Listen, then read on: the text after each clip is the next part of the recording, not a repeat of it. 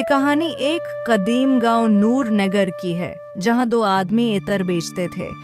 एक का नाम अहमद था और दूसरे का नाम फराज था। अहमद का इतर पूरे गांव में बहुत पसंद किया जाता था क्योंकि उसकी खुशबू बहुत मुनफरिद थी। वहीं दूसरी तरफ फराज भी इतर बेचता था, लेकिन इसके इत्र को इतना पसंद नहीं किया जाता था, इसलिए उसके पास कम ही लोग आते थे।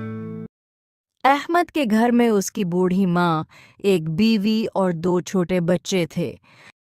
फराज के घर में उसकी बीवी और एक बेटा रहते थे।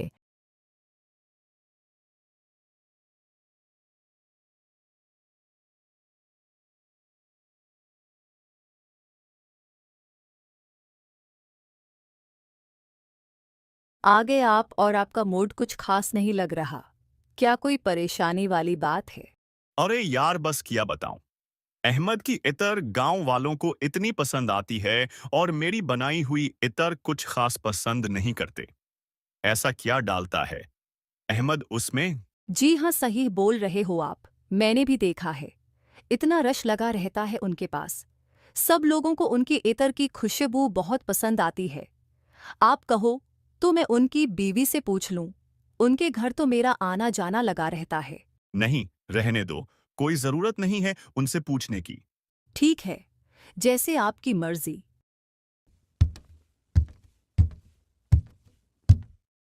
ऐसा क्या डालता है अहमद अपनी इतर में?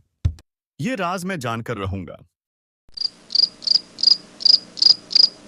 अब फराज दिन रात बस यही बात सोच रहा था।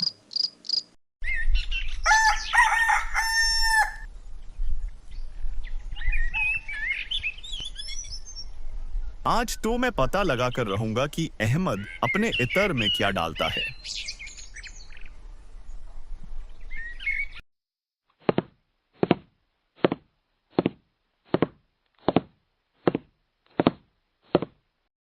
सलमा, अम्मा और बच्चे कहाँ पर हैं? अम्मा बच्चों के साथ सब्जी लेने गई हैं। आज मैंने ऐसा इत्र तैयार किया है जिसकी खुशबू पूरे गांव में तो क्या कहीं भी नहीं पाई जाएगी। ये तो बहुत अच्छी बात है, लेकिन वो इतर कहाँ है? आपने दिखाए नहीं। वो मैं तुम्हें रात को दिखाऊंगा। ये इत्र मैं गांव के अमीर लोगों को बेचा करूंगा, फिर उनसे बहुत सारे पैसे कमाऊंगा। ये सारी बातें अहमद के दरवाजे के बाहर खड़ा फराज सुन रहा था। अब बस रात का और इंतजार कर लो। उसके बाद वो इत्र में चुरा लूंगा और गांव के अमीर लोगों को बीच कर मैं भी अमीर हो जाऊंगा।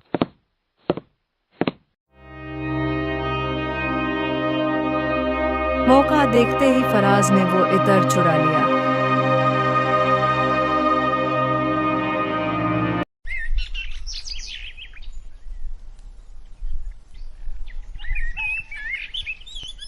मैं भी तो देखूं ऐसी क्या खास बात है इस इत्र में। आओ भाइयों, मेरा इत्र तो चेक करो। ऐसी खुशबू आप लोगों को पूरे गांव में कहीं नहीं मिलेगी। देखते ही देखते लोग आने लगे और इतर की खुशबू को पसंद किया।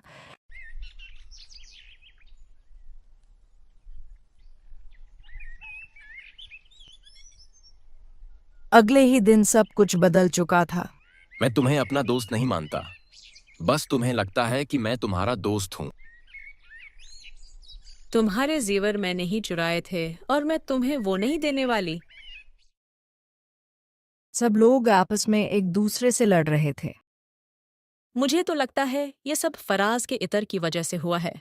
जब से लगाया है, हर कोई सच बोल रहा है। हाँ, मुझे भी ऐसा ही लगता है। चलो सब मिलकर फराज के घर जाते हैं। ये कौन सा इतर दे दिया है? इस तरह तो लड़ाइयां झगड़े हो रहे हैं। बाहर निकलो फराज। हाँ, जल्दी बाहर आओ। ये तुमने हमें कौन सा इतर दे दिया है जो लड़ाई झगड़े करवा रहा है? इसका असर खत्म करो, वरना अच्छा नहीं होगा। आप लोग मुझे एक दिन का वक्त दें, मैं सब ठीक कर दूंगा।